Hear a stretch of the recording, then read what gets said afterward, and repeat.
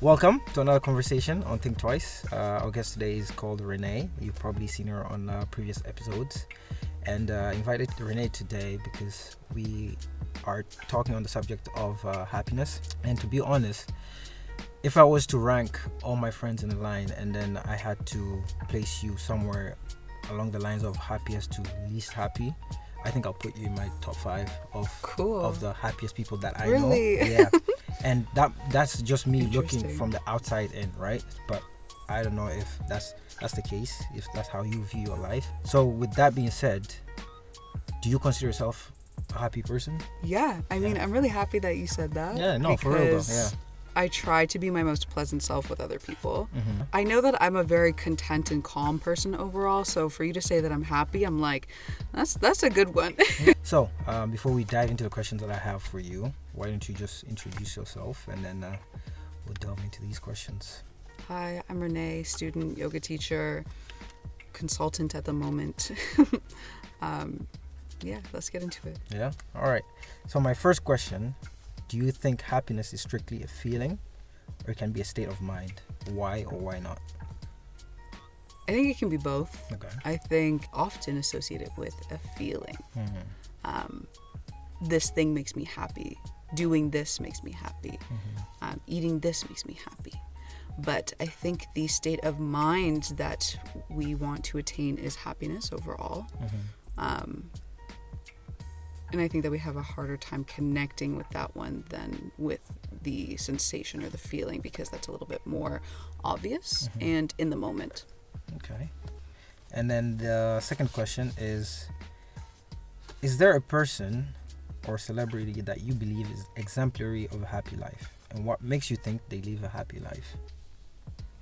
So I just told you that I didn't have anybody, but then I wrote somebody down. Is Dina. Okay. Yeah. Dina's your celebrity? Dina's a celebrity in my eyes, honestly. That's She's cute. an influencer. That's She's an inspiration. Nice.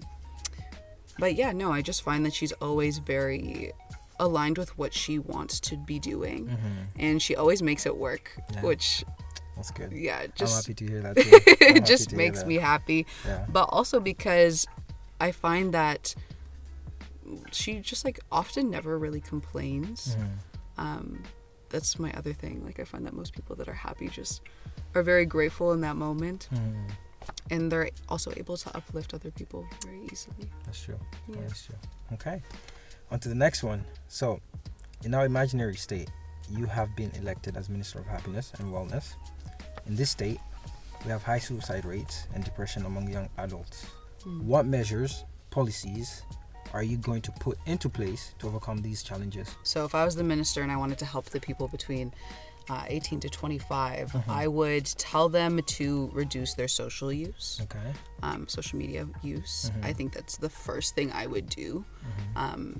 Taking them away from comparison, from judgment, from overstimulation. Okay.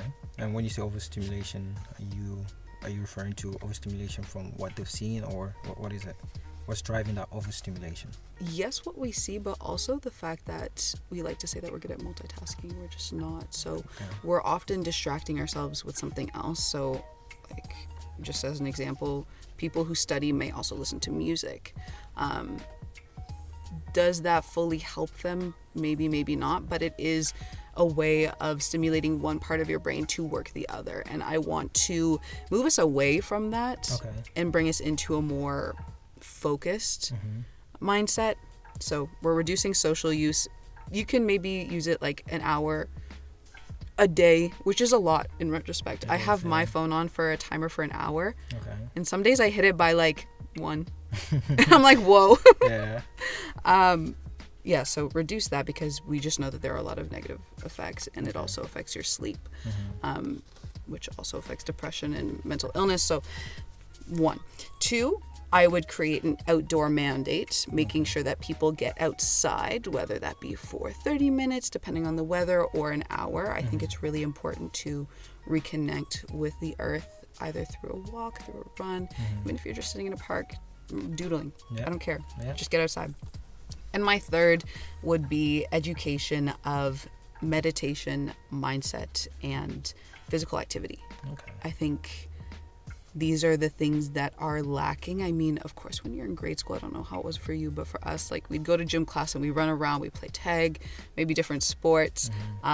Really fun, but we don't do that as adults. And also, I find that the sports that we did in school were very collective. Now we're getting into individual sports, so we're not connecting with each other. We're just working on our physical goals, which is good. But I want to bring it back into community, make things fun again, reconnect.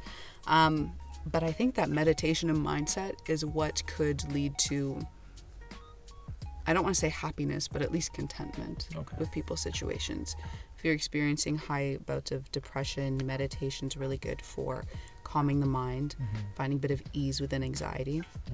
And then I find that we might be lacking in mindset, which is why I would like to offer a course on that to individuals. Just recognizing that failure is okay and it's not the end. And that there are different ways to reset or reboot things that you enjoy. I like those answers. Those are good. And then our next question is, what does happiness mean to you, and what do you do to ensure you live a happy life? So happiness, I wrote here, is extreme contentment.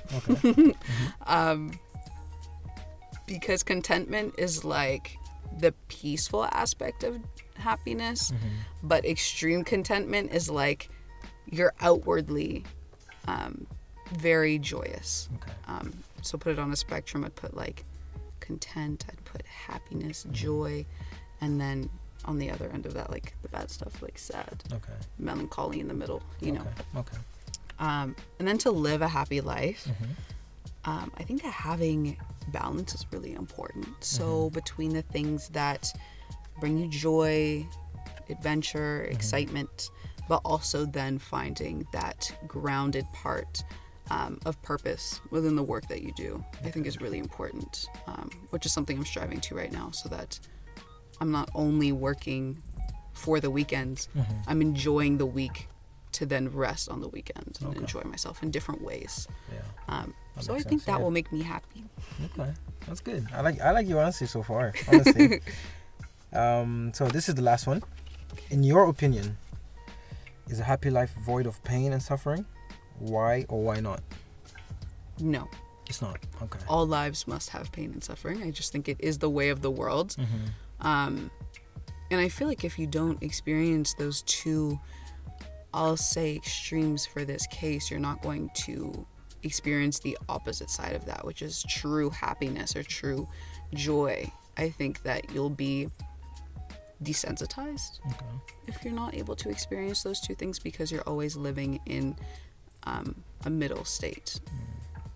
Because there's basically you can't know what happiness is unless you've experienced pain or suffering, right? So there's always a duality to everything. Like I always want there to be peace on earth, but there has to be some amount of chaos for it to work. There are always going to be winners and losers, and there will always be pain and joy. So true. Thank you.